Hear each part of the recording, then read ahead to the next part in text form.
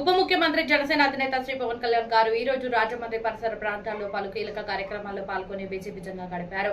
మొదటగా రాజమండ్రి రూరల్ మండలం రాజవోలు గ్రామ పంచాయతీ కార్యాలయాన్ని సందర్శించిన ఆయన అక్కడ నూతనంగా ప్రవేశపెట్టిన ఆన్లైన్ పన్నుల వసూలు విధానాన్ని స్వయంగా పరిశీలించి పన్నులు చెల్లిస్తున్న స్థానిక ప్రజలతో మాట్లాడారు. ఈ సందర్భంగా ఆయన కుటుంబ ప్రభుత్వం ప్రజల సొమ్మును అత్యంత పారదర్శకంగా ఖర్చు చేస్తుందని, పంచాయతీలు స్వయం సమృద్ధి సాధించేలా పన్నులే గ్రామ ప్రగతికి పునాదులు కావాలని పిలుపునిచ్చారు. అనంతరం రాజమండ్రిలోని కీలకమైన ఆవా ఛానల్లో పరిశీలించిన డిప్యూటీ సీఎం అది ప్లాస్టిక్ వ్యర్థాలతో నిండిపోయి ఉండటంపై తీవ్ర అసహనం వ్యక్తం చేస్తూ కాలువలను తక్షణమే క్లీన్ చేయాలని కలెక్టర్, జాయింట్ కలెక్టర్లను ఆదేశించారు. అలాగే గోదావరి నది జలాలు కాలుష్యం బారిన పడకుండా ఉండేందుకు 100 కోట్ల రూపాయలను కేటాయిస్తున్నట్లు ప్రకటించి ఈ నిధులతో సరికొత్త ఎస్టీపీలను ఏర్పాటు చేస్తామని వెల్లడించారు. ఇదే సమయంలో గ్రామాల్లో పల్లె వనాలను అభివృద్ధి చేస్తూ పంచాయతీలకు అదనపు ఆదాయం చేకూర్చేలా వుడ్ బ్యాంక్ ఏర్పాటు కోసం పంచాయతీరాజ్ మరియు అటవీ శాఖల మధ్య కుదిరిన 10 కోట్ల రూపాయల కీలక అవగాహన ఒప్పంద కార్యక్రమానికి ఆయన నేతృత్వం వహించారు. ఆ తర్వాత రాజమండ్రిలోని ఆంధ్ర పేపర్ మిల్స్ నుండి వెలువడుతున్న కాలుష్యంపై సమగ్రంగా క్షేత్రస్థాయిలో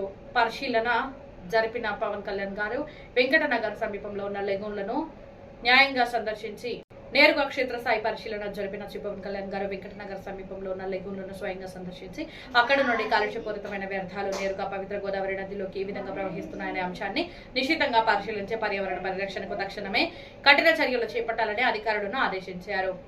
రాష్ట్రంలో పారిశ్రామిక రంగాన్ని పరుగులు పెట్టించడమే కాకుండా నూతన ఆవిష్కరణలకు కేర్ ఆఫ్ అడ్రస్ గా మార్చాలనే ధ్యేయంతో నిర్వహించిన ఎంఎస్ఎంఈ గ్రోత్ సమ్మిట్ 2026లో పలు చారిత్రాత్మక కీలక ఒప్పందాలు కుదిరాయి. మన రాష్ట్రంలోని సూక్ష్మ, చిన్న, మధ్య తరహా పరిశ్రమలను ఎంఎస్ఎంఈ అంతర్జాతీయ మార్కెట్ స్థాయికి తీసుకెళ్లి డిజిటల్ రంగంలో వాటిని బలోపేతం చేసేందుకు వీలుగా ప్రపంచ టెక్నాలజీ దిగ్గజాలైన మెటా, ఈ కామర్స్ రంగ సంస్థ అమెజాన్ మరియు సాఫ్ట్వేర్ సేవల సంస్థ జోహో ప్రతిష్టాత్మక అవగాహన ఒప్పందాలు మోయూస్ జరిగాయి.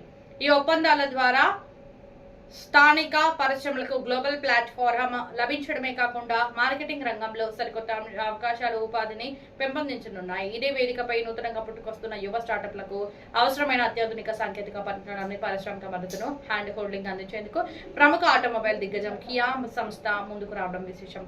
దీంతో పాటు సాంకేతిక రంగంలో విప్లవాత్మక మార్పులు తెస్తున్న డీప్ టెక్ ఆధారిత సరికొత్త పరిశోధనలను, ఆవిష్కరణలను ఆర్థికంగా ప్రోత్సహించేందుకు గాను SIDBI సంస్థ ద్వారా 20 కోట్ల భారీ సీడ్ ఫండ్ ను అధికారికంగా ప్రకటించారు. ఈ ప్రతిష్టాత్మకంగా సమ్మిట్ మరియు నిధుల కేటాయింపు ద్వారా రాబోయే రోజుల్లో రాష్ట్రంలో పారిశ్రామిక క్షేత్రం పూర్తిగా మారిపోనుందని, నిరుద్యోగ యువతకు పెద్దపీట వేస్తూ సరికొత్త స్టార్టప్ హబ్ గా